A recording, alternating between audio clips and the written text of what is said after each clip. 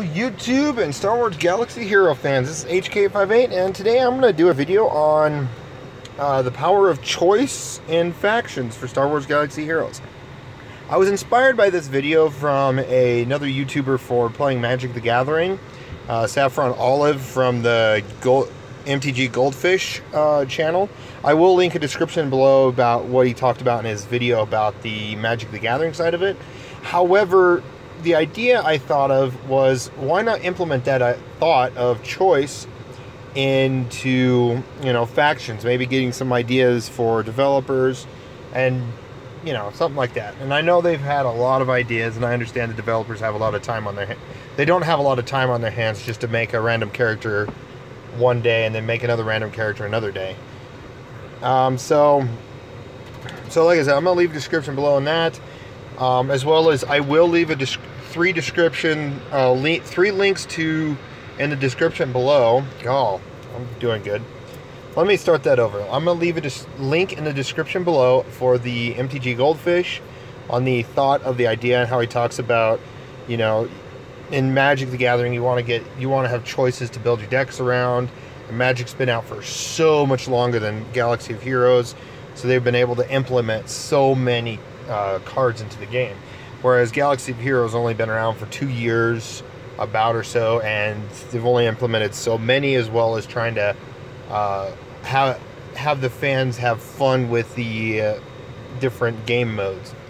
Also, I'm going to leave 3 video links in the description below on the recent release of Ewok videos. I did watch the Ewoks of Wicket, Poplu and Logray on all 3 video on Warriors channel, Mobile Games channel, and Arnold T's channel. So I'm gonna, like I said, I'm gonna leave a link to those. But let's go ahead and get started. So basically, I'm just gonna give a little, my little thoughts on it. So the thing about having choices in Star Wars Galaxy Heroes is phenomenal. Like, so many, let's go to a faction that we know there's a billion of. Rebels! Boom! Can't get enough of those, right? A lot of people hate them. Some of them actually have multi-faction purposes. Like R2's also Resistance and Galactic Republic. Phoenix Squad Rebels. And then there's some Jedi. Kanan Jarrus and Ezra Bridger, and soon to be some of the new Luke Skywalkers will be added in Jedi tags. But there's so many rebels. Look at that, and we get to choose out of these rebels, which 5 characters we'd like to play with. Granted, I understand and I assume that they're actually working on that for these smaller factions for Galaxy of Heroes. Because they've just recently released some Ewoks. Granted, right now they haven't updated to have Wicket in here. So now out of these 7 Ewoks, you get to choose 2 you don't want to play with, and then 5 you do want to play with. Do you want to run a Teebo lead or a Chief Chirpa lead? Probably a Ewok team is best ran with a Chief Chirpa, and you want to run your Teebo in other teams, but you never know. Especially since Poplu's ability to take stealth and turn it into a taunt is phenomenal. Excuse me. Which also helps with R2. If you accidentally click the wrong character, well, now you got 2 taunting characters. If you had R2 in the random Ewok team. So yeah, you got those choices, and it is unfortunate that there are some characters you don't really have that choice. And we do hope that the developers will eventually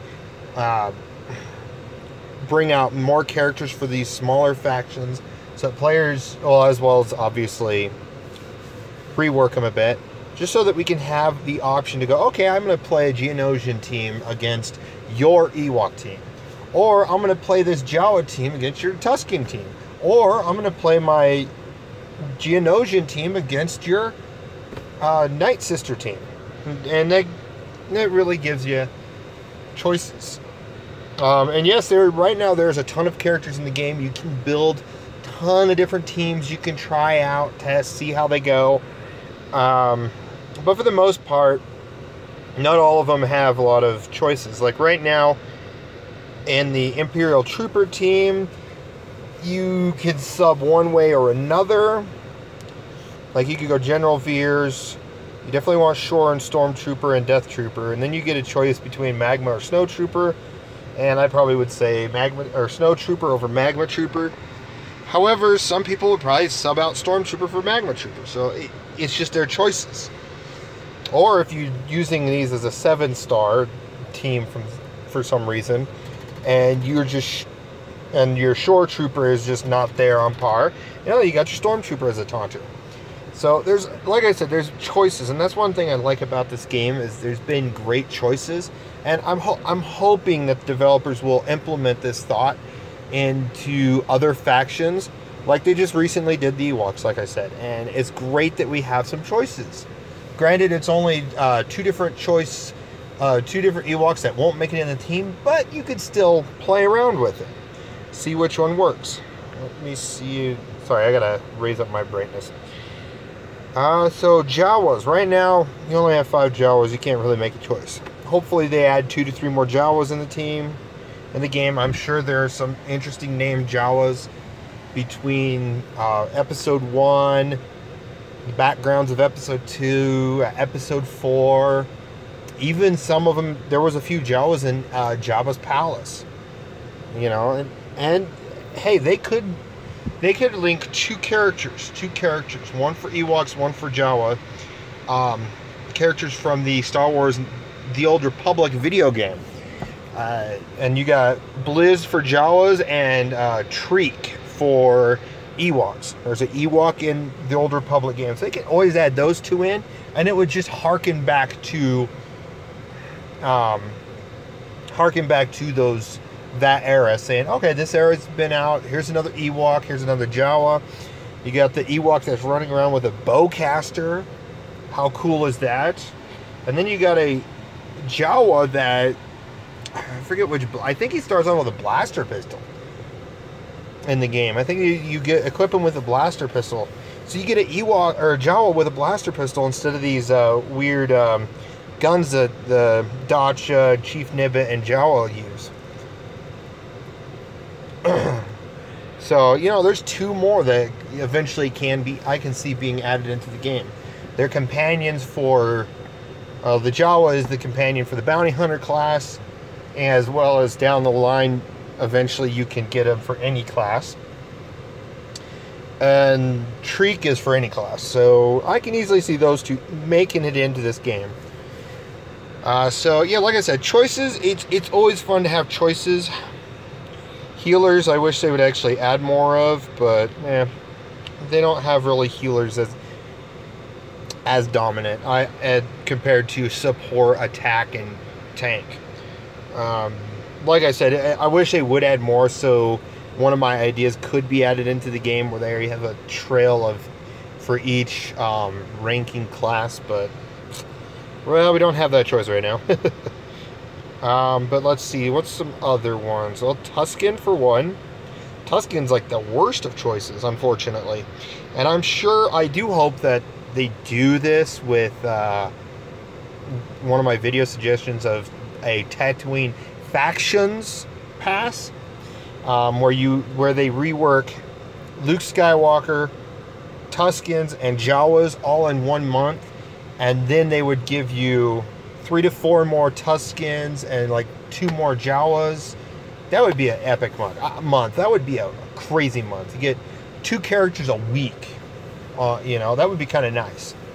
So you get like Wednesday to Friday, Wednesday to the beginning of Friday, you have 1 character marquee event, and then another one from Friday to Sunday, and then you start over the next week. And then in that way, you can just knock out some of these characters.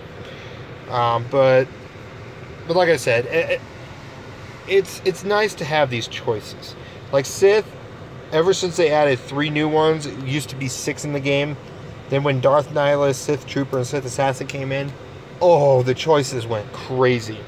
A lot of the popular teams are either Darth Vader led, Darth Nihilus led, or Darth Maul led. Count Dooku's more Separatist, so I don't ever really see him led. He just needs a rework on his leader ability to support Separatist.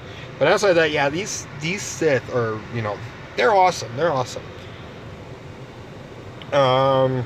Let's see, Separatist. There's quite a few choices for Separatists. Unfortunately, Separatist needs a faction pass. Add a few more Separatists into the game. Rework all of them.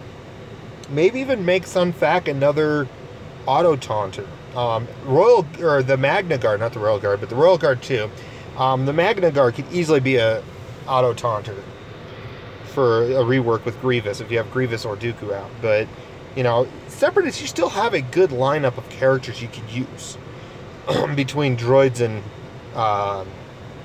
Geonosians. Like Geonosians, even though there's only 4, you could still sub in B2. You could throw even an R2D2. And because Sun Fac's the dispeller of the team, you can throw an R2D2 and just give stealth to everyone except Sun Fac. And then Sun Fac's taunting, countering, R2D2's flaming, Poggle's giving his stuff. You got Geonosian Spy. Yeah, it's kind of interesting. Then obviously the most talked one, Night Sisters. Yeah, unfortunately we only have a choice of 2 leaders and 3 crappy characters. Old Daka and Ventress are probably the 2 of the best. Obviously it needs a faction pass, but in the end, still, I can't wait to see that choice or that faction be updated so we can. I'd like to have some more choices with Night Sisters, and I'm not a fan of Night Sisters in a general lore sense, but in the game, I think it's kind of a cool faction to actually see, where you have a ton of healers in the game. I think let's see, you got Old Daka, Talia, and I think this one, I don't know which one is it that the other one's a healer. This one, the Acolyte. I always get those 2 mixed up. The Initiate and the Acolyte. So you got 3 healers in the entire game, and technically, apparently I heard Ventress used to heal everyone too. But you got 3 characters in one faction that's healer. That's 3 healers. That's a lot more than any other faction. Jawas only has 1. Geonosians has 0. Self-heal on Sun Fac a little bit. Ewoks has a couple of healers. Well, they only have Ewok Elders, considered healer. But like I said, I would say it's a great idea to eventually add more choices into the game, and I'm hoping that's where the developers actually going towards.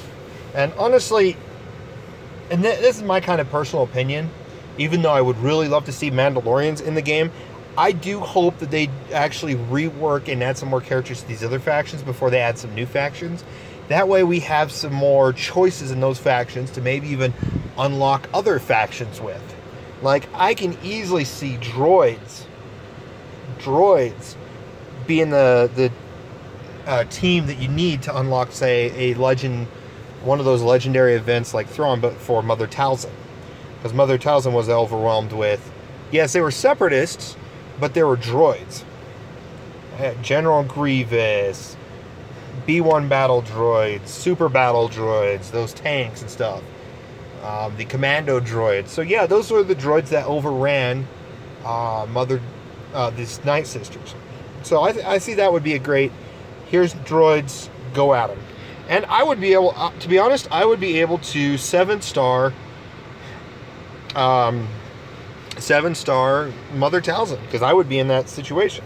Because actually, yes, I am kind of working on General Grievous, 5 shards here and there, like maybe I get 10 a week, because I feel like there's going to be a rework soon.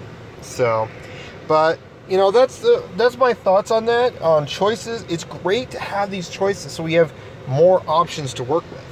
Like me personally, I do like B2 on a droid team, but I like K2SO's taunting ability.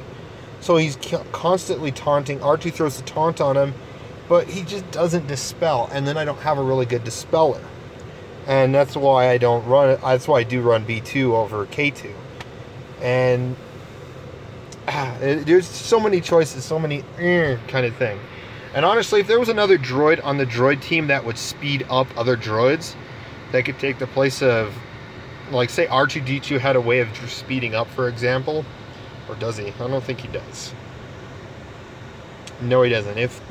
If that was our like droids gain 40% turn meter, or all allies gain 40% turn meter, I would instantly replace Jawa Engineer for R2-D2. That way I could go these first 5 droids I have.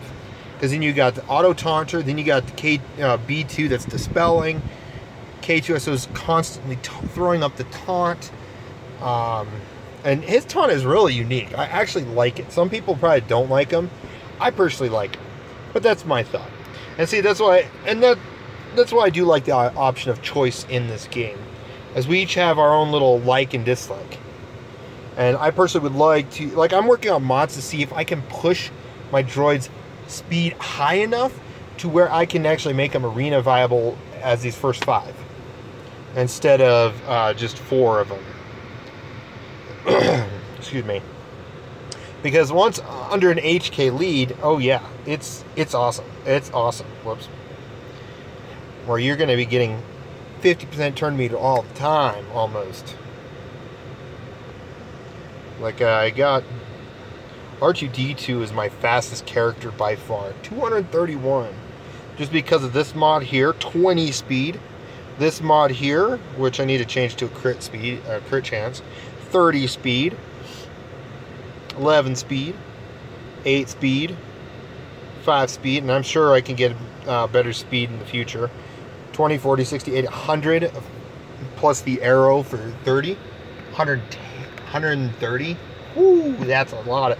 That's a fast droid. That's a fast droid. Especially if you throw an auto taunt on another character. That's insane.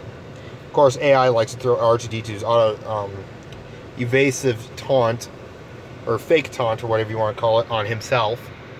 Oh, but yeah, that's my thoughts on the video. Like I said, I'll leave links in the description below on the Ewok battles that the other 3 YouTubers I watched did. I'll also throw the idea of where I kind of got it. Let me know what you guys think. Do you agree with some of what I said? Do you hope the developers actually go more in this direction? You know, put your comments below, like and subscribe. And thanks for watching. Have a wonderful day.